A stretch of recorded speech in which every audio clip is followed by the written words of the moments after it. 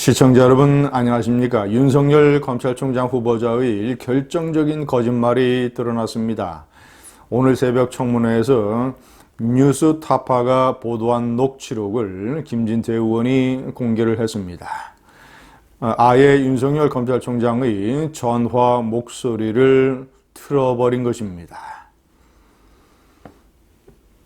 그 뉴스타파의 보도에는 당시 2012년 사건이죠. 그 윤우진 전 용산세무서장의 뇌물 혐의 사건을 취재하는 기자와 윤석열 당시 서울중앙지검의 부장검사죠.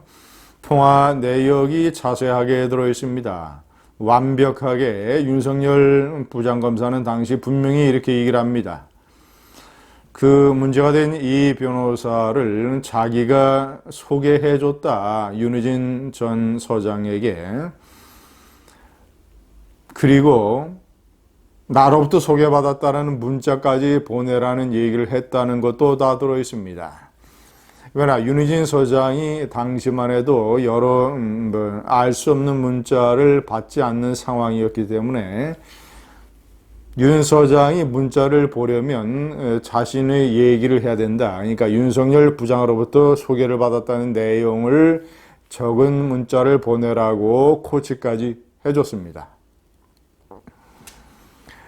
그 전에 이 녹취록이 나오기 전에 여러 차례 부인을 했습니다. 아예 이 민주당 여당 의원들은 윤석열의 거짓말을 알선해주는 역할까지 했습니다. 금태섭 의원은 민주당에 이렇게까지 물어봤습니다. 윤우진 서장 사건에 관여한 적이나 변호사를 소개해준 적이 없죠? 아예 알선형 질문을 했습니다. 윤석열이는 그렇다고 얘기를 했고 다른 의원들의 질의에 야당 의원들의 질의에 자신은 변호사를 소개한 적이 없다고 했습니다. 그런데 무서운 녹취록이 나왔습니다. 시청자 여러분, 국민이 다 보는 청문회에서 윤석열은 왜 이렇게 거짓말을 했을까요? 저는 단순히 변호사를 소개해 준 것에 관한 논란을 피하기 위해서 그런 것이 아니라 이것이 명백하게 사법 처리가 돼야 되는 범법 행위이기 때문입니다. 변호사법 37조는 분명히 명시하고 있습니다. 법률 사무에 종사하는 자, 그러니까 예를 들자면 검찰, 검사 같은 사람들을 얘기하는 것이죠. 이런 사람들은 특정한 사건을 변호사에게 소개나 알선을 해서는 안 된다. 윤우진 사건을 이 변호사에게 소개, 알선한 행위. 윤석열은 그 변호사법에 관한 해석에 관해서 그 소개해준 변호사가 변호사 선임이 되지 않으면 괜찮다. 소개만으로는 괜찮다라고 주장을 하고 있습니다만은 변호사법은 그렇지 않습니다.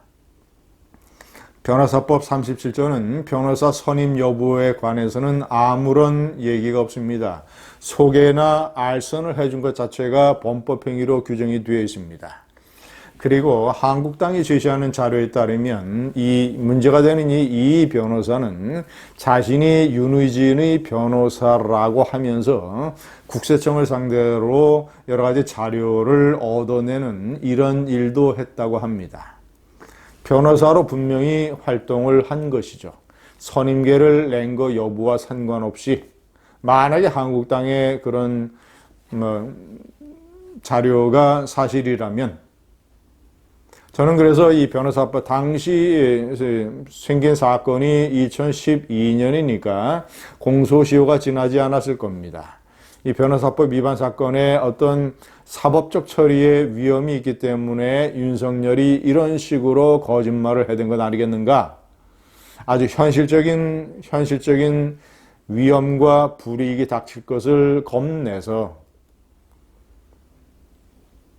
시청자 여러분, 이런 국민이 보는 앞에서 뻔한 거짓말을 몇 시간 후면 드러날 뻔한 거짓말을 한 사람이 일국의 법과 질서를 확립을 해야 되고 준법 정신을 국민들에게 고취해야 되는 검찰총장의 자격이 있겠습니까? 만약에 이런 사람을 검찰총장으로 임명 강행한다면 정말이지 문재인 대통령 퇴진 운동을 벌여야 될지도 모르겠습니다. 완전히 대통령이 국민을 개돼지 수준으로 아는 것이죠. 이명박 정권 때 무슨 일이 있었습니까? 2010년 김태호 경남지사는 이명박 대통령에 의해서 총리 후보자로 지명이 됩니다.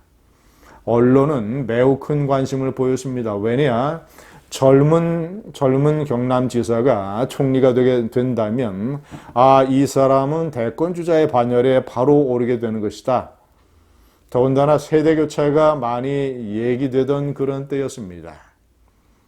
그런데 어떤 의혹이 불거졌느냐. 박연차 회장 당시 박연차 스캔들, 박연차 회장 이 노무현 대통령을 부엉이 바위로 몰고 갔던 박연차 스캔들, 이 박연차 회장으로부터 2만 달러를 받았다라는 의혹이 제기됐습니다. 그러자 김태호 총리 후보자는 나는 박연차 회장을 모른다 이런 식으로 얘기를 했습니다. 더군다나 뇌물을 받았다고 하는 2007년 4월달 나는 박연차 회장을 모른다라고 얘기를 했습니다. 그래서 그런 상태로 청문회가 끝났습니다. 그런데 청문회 이틀 후에 어떤 일이 벌어졌는가? 당시 언론에서 김태호 총리 후보자가 박연차와 찍은 사진을 공개했습니다. 그 사진은 언제 찍었는가? 2007년 4월 달 뇌물을 받았다고 혐의가 제기된 시점에서 그 전해 2002년 2월 출판기념회에서 같이 찍은 사진이 공개된 것입니다. 그리고 또 나중에 알려지기는 김태호 경남지사 시절에 정무부지사, 행정부지사와 어울려서 박연차 회장과 골프를 친 사실도 드러났습니다. 김태호 지사는 이런 거짓말뿐만 아니라 도청 직원을 가사 도우미로 활용을 했다. 그리고 부인이 관용차를 이용을 했다. 이런 것도 시인하지 않냐고 처음에는 거짓말을 했습니다. 그런데 나중에 다 사실로 드러났습니다. 청문회가 끝난 지 이틀 후에 사진이 나왔고 그 이틀 후에 김태호는 총리 후보자직을 자진 사퇴했습니다. 윤석열도 자진 사퇴해야 될 것입니다.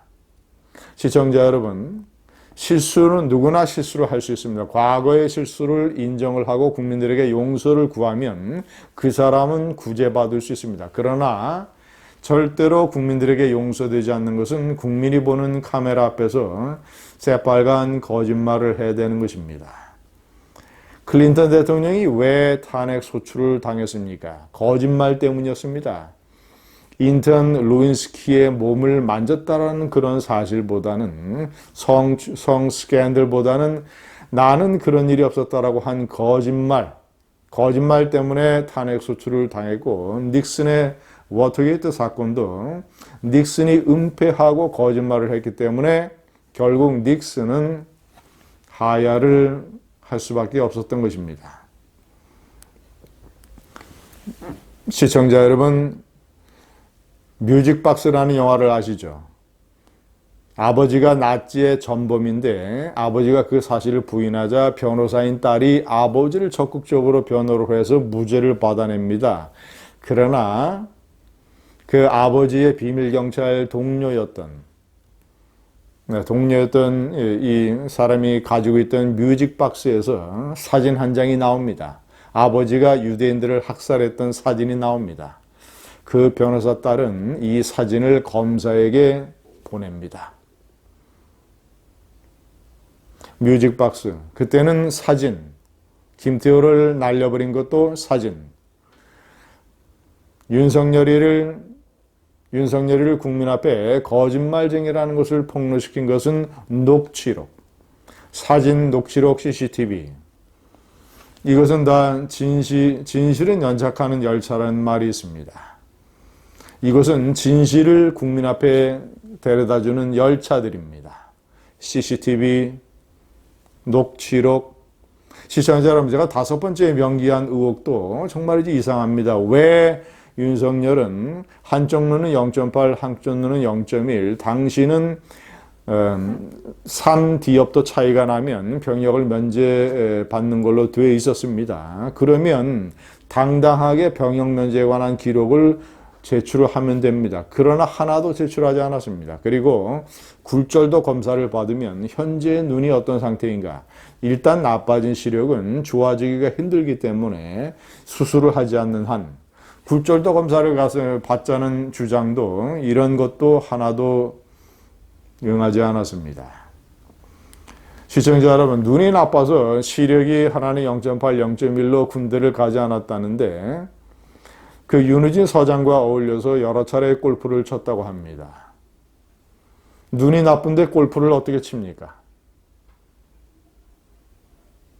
수술을 했습니까? 그런 것 같지도 않습니다. 왜냐 제가 보면 청문회장에서 PPT를 쳐다보는 이 윤석열 후보자는 눈을 이렇게 찌푸리기도 했습니다. 시력이 나쁜 사람들이 보여주는 그런 이 습관이죠.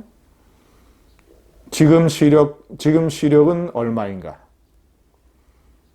정말이지 한쪽 0.8, 한쪽 0.1로 정말이지 병역을 면제받았는가? 그런 사람이 골프는 어떻게 그렇게 잘 치는가? 윤석열에게 진실이라는 열차가 도착했습니다. 감사합니다.